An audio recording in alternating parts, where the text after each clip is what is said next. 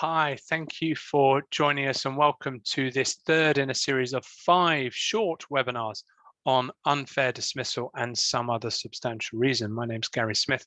I'm an employment partner at Knockhold Solicitors.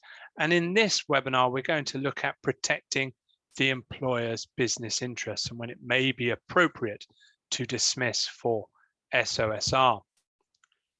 So typically, this will arise in one of 3 circumstances. So where the employer is looking to protect their confidential information, where the employer is looking to restrict competition, and where the employer is looking to prevent damage to their reputation. And we'll cover each of those in turn.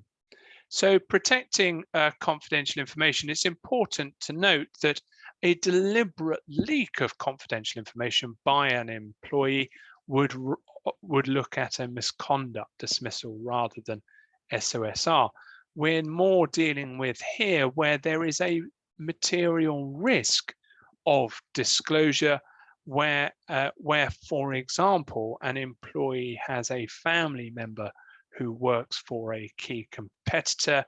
It may well be that there is a risk, or the employer considers that there is a risk that they will talk when they're at home, and confidential sensitive business information may be passed through that conduit to the competitor.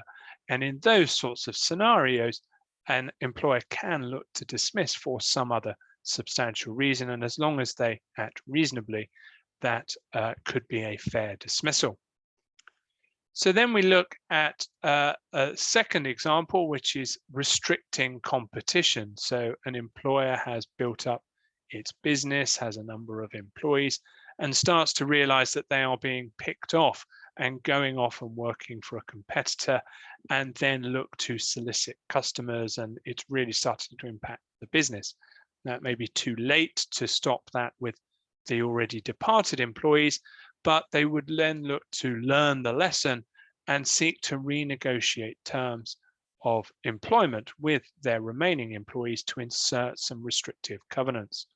If an employee refuses to engage with that or to agree to the restrictive covenants, then it could well result in a dismissal for some other substantial reason if there is a material threat to the business from that particular employee.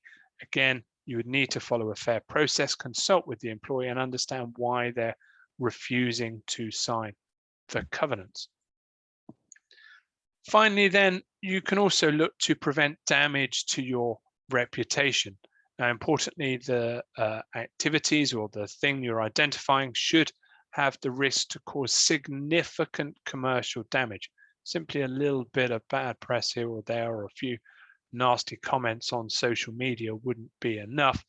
But as we've set out on the slide there, an employee is arrested for indecent assault on a child where the employer has child protection responsibilities. You can see how that could have significant commercial impact on the business if parents find out that that individual is still working for your business.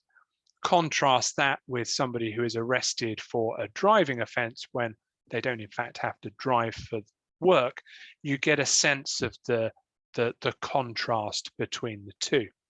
Importantly, under this one, it is vital, frankly, that the employer takes a critical view of the information provided. The reality is that sometimes there is negative information about a business. You may not like it, but it happens. Is it significant at the risk of commercial damage? If it is, then you can look at potentially dismissing for SOSR.